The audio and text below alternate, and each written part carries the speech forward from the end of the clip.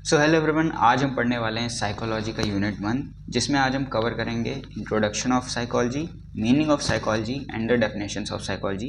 बस 3 टॉपिक हम डिस्कस करने वाले हैं आज, तो let's start the video now. Coming to the introduction, psychology is an offspring of subject philosophy. Psychology is derived from Greek words psyche and logos. Psyche means mind, soul, spirit, and logos means study of knowledge और study of soul. Okay, so psychology को philosophy की एक branch कहा गया है. It's an offspring of philosophy. Plus कहा जा रहा है कि इसको 2 ग्रीक वर्ड से डेराइव किया गया है, जिसमें से एक होता है साइकी, दूसरा होता है लोगोस. साइकी की डेफिनेशन, साइकी का मतलब मीनिंग क्या दिया गया है? Mind, soul and spirit. क्या क्या? माइंड, सोल एंड स्पिरिट, ये साइकी की मीनिंग दी गई है. और लोगोस का मीनिंग दिया गया है स्टडी ऑफ नॉलेज या स्टडी ऑफ सोल. ठीक है, किसी भी चीज़ के बारे में स्टडी करना, उसको हम क्या कहते हैं? लोगोस कहते हैं. और साइकी का मतलब क्या है? Mind, soul, spirit. Okay, the word soul was vaguely used and there are many interpretation that could be given to it. ठीक है, सोल का वर्ड बहुत लोग बहुत तरह से यूज़ कर रहे थे, और इसको लेके मल्टीपल इंटरप्रिटेशंस, सब ने उसकी डिफरेंट डेफिनेशंस, डिफरेंट मीनिंग्स बताई कि सोल को हम किस पर्सपेक्टिव से देखते हैं. But later on William James जो थे, उन्होंने यूज़ किया term mind which replace soul. उसके बाद जो विलियम जेम्स आए, साइकोलॉजी में विलियम जेम्स आए, इन्होंने क्या किया? जो सोल वर्ड था उसको माइंड से रिप्लेस कर दिया. उसके बाद से माइंड वर्ड का हम यूज़ करने लगे. विलियम जेम्स ने किया. ठीक है, उसके बाद as years went by meaning of psychology change. फिर उसके बाद फिर जब एवोल्यूशन हुआ, थोड़ा मोर आगे बढ़े, तो साइकोलॉजी का मीनिंग था वो और चेंज हुआ. And those who studied what was called mind found that they could neither see it nor understand it. तो लोगों ने कहा कि हम साइकोलॉजी में पढ़ रहे हैं कि हाँ माइंड माइंड माइंड, बट ना हम उसको देख सकते हैं, ना हम उसको समझ सकते हैं. तो ये प्रॉब्लम आ रही थी साइकोलॉजी में.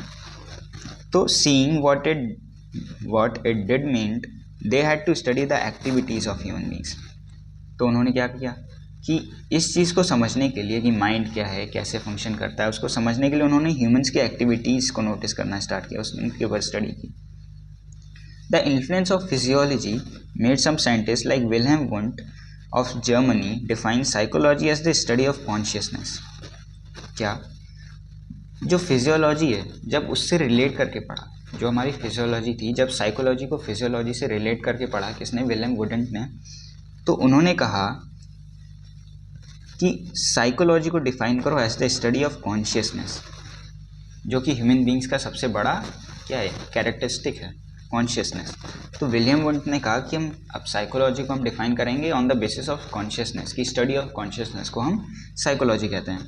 However, this was also discarded in the course of time, and current definition of psychology as the systematic study of human and animal behavior came to be accepted. जब विलियम वुंट ने कहा कि study of consciousness होता है psychology, उसके बाद क्या हुआ कि कुछ टाइम बाद इसको भी डिस्कार्ड कर दिया गया कि नहीं भाई, हम स्टडी ऑफ कॉन्शियसनेस को साइकोलॉजी नहीं मानेंगे. तो उसके बाद नई डेफिनेशन दी गई, क्या? Systematic study of human and animal behaviour, कि ह्यूमंस और एनिमल्स के जो सिस्टमैटिक स्टडी है उनके बिहेवियर की, उसको हम साइकोलॉजी कहेंगे. ठीक है, ये था. अब ये मीनिंग्स ऑफ साइकोलॉजी है, जैसे अभी ऊपर मैंने वर्डिंग्स में था, सिंपली यहाँ पे चार्ट में दिया गया है, इसमें अच्छे समझ में आ जाएगा. मीनिंग ऑफ बिहेवियर क्या चीज़? Any manifestation of life is activity. Behaviour is a collective name for these activities. अब हम कोई भी चीज़, कोई भी एक्टिविटी परफॉर्म करते हैं, ठीक है, जब उसका कलेक्शन हो, मतलब वही कैरेक्टरिस्टिक्स, वही एक्टिविटीज़ हम बार बार कर रहे हैं, कंटिन्यूसली करते जा रहे हैं, तो वो हमारे बिहेवियर में आ जाती है. जब ये सारी एक्टिविटीज़ कलेक्टिव रूप में दिखाई गई तो बता दिया behaviour. For example, if particular person है, वो कुछ पर्टिकुलर एक्टिविटीज़ परफॉर्म करता है, तो उसकी जो हरकतें हैं, जो उसकी एक्टिविटीज़ हैं, उनके बेसिस पे हमने बताया कि हाँ भाई इसका बिहेवियर ऐसा होगा. ये हो गया था मीनिंग ऑफ बिहेवियर, कि हम बिहेवियर को किस पे डिफाइन करते हैं? Collection of activities. The term behaviour includes the following. अब बिहेवियर में हम क्या क्या इंक्लूड करते हैं? सबसे पहले मोटर कोनेटिव एक्टिविटीज़, जिसमें वॉकिंग, स्विमिंग, डांसिंग. मोटर में मोस्टली आपकी फिजिकल एक्टिविटीज़ थी, ठीक है. ये चीज़ ध्यान रखिए। जो भी फिजिकल एक्टिविटीज़ को इंसान कर रहा है, जैसे वॉकिंग हो गई, स्विमिंग हो गई, डांसिंग होगी, और भी जितनी चीज़ें फिजिकली परफॉर्म कर रहा है वो आती थी मोटर और कॉग्निटिव एक्टिविटीज़ में। दूसरा हम क्या देखते थे, हम कॉग्निटिव एक्टिविटीज़ देखते थे कि वो सोचता कैसे है, रीजनिंग दिमाग उसका कैसा है, इमेजिनेशन पावर कैसी है, उसके माइंड पे फोकस करते थे, माइंड की एक्टिविटीज़ देखते थे। और तीसरा देखते थे affective activities, feeling happy, sad, angry, उसके इमोशंस कहते हैं, शॉर्ट टेम्पर्ड है या खुश रहता है, कैसा रहता है, उसके कंप्लीट बिहेवियर की स्टडी करते थे। वही कहा गया ना यहाँ पे कि जब एक्टिविटीज़ का कलेक्शन हुआ, जब कई एक्टिविटीज़ का कलेक्शन हुआ तो उसके बेसिस पे हमने बिहेवियर को आइडेंटिफाई किया। अब बिहेवियर को आइडेंटिफाई करने के लिए 3 तरह की एक्टिविटीज़, मोटर, कोनेटिव, कॉग्निटिव और अफेक्टिव। मोटर कोनेटिव में फिजिकल एक्टिविटीज़, कॉग्निटिव में माइंड और अफेक्टिव में इमोशंस। बस सिंपल। उसके बाद जो इवोल्यूशन हुआ है डेफिनेशन का और मीनिंग का वो देखते हैं। तो सबसे पहले हमने सोल के बारे में पढ़ा था, ग्रीक फिलोसफर्स ने दिया था ये स्टडी ऑफ सोल की, psychology is study of soul. ये टेबल याद कर लीजिए, कोई भी क्वेश्चन आता है तो इजी रहता है, अगर याद रहेगी तो आप बना लोगे तो मोस्टली पेज भी भर जाएगा, कॉपी प्रेजेंटेशन भी अच्छा होगा और कंटेंट तो अच्छा ही। ओके, स्टडी ऑफ सोल क्या है, ग्रीक फिलोसफर्स। उसके बाद क्या है, स्टडी ऑफ माइंड बोला था, किसने बोला था, विलियम जेम्स ने।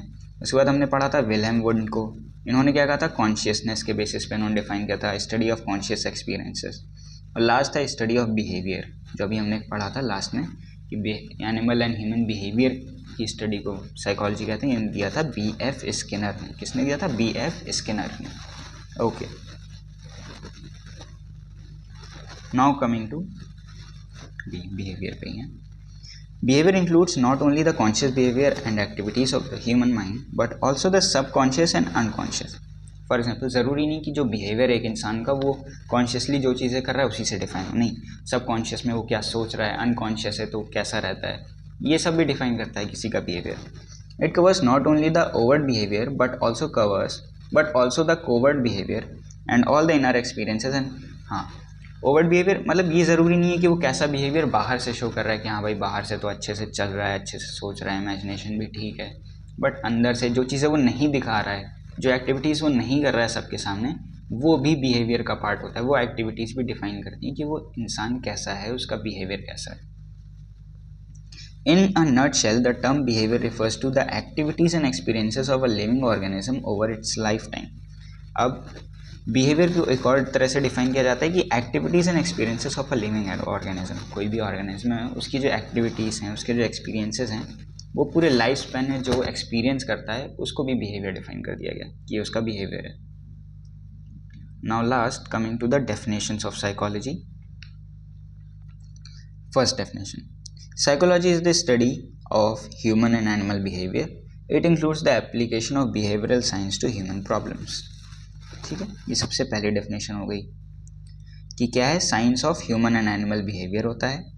It includes the application of behavioural science to human problems.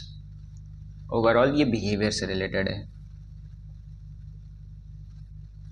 ठीक, सेकंड है, psychology is the study of human behaviour. ये दिया था वॉल्टर बाउअर पिल्सबरी ने। ये इंपॉर्टेंट डेफिनेशन होती है, शॉर्ट डेफिनेशन है, ऊपर से ऑथर भी आसान है, तो ये वाली डेफिनेशन भी आप कर सकते हो। थर्ड डेफिनेशन दी थी, psychology is the study which aims to give us better understanding and control of the behaviour of the organism as a whole. मतलब ये दी थी MC डगलस या MC डगल कह लो। तो डगल साहब क्या कहते हैं कि psychology is the science which aims to give us better understanding and control of behaviour.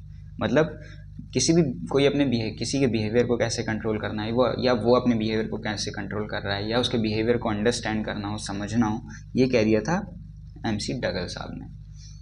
Psychology is a science and the properly trained psychologist, a scientist and at least a practitioner who uses scientific methods for information resulting from scientific investigations. देखो, इन्होंने NL मन साहब ने दिया था ये। ठीक है, क्या कहा, psychology is a science and the properly trained psychologist a scientist.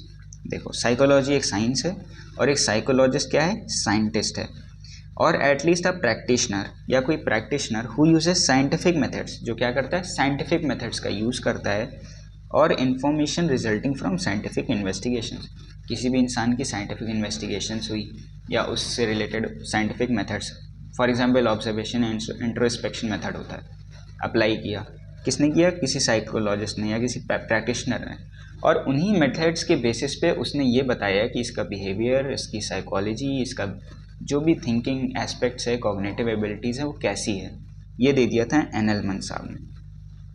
ठीक है, इन्होंने डिफाइन कर दिया कि साइकोलॉजिस्ट या एटलीस्ट अ प्रैक्टिशनर जो साइंटिफिक मेथड्स का यूज़ करे टू आइडेंटिफाई और understand any behaviour of a person, वो हो गया तुम्हारा NL. Okay, so last definition आती है हमारी जैक्सन की।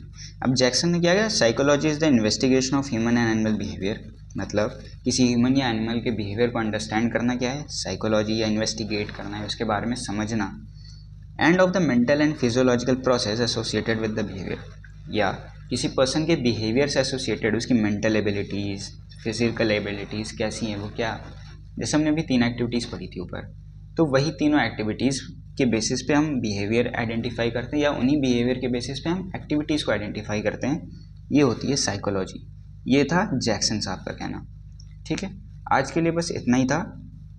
इंट्रोडक्शन भी देख लिया हमने, मीनिंग्स भी देख ली, और हमने देख ली सारी डेफिनेशंस।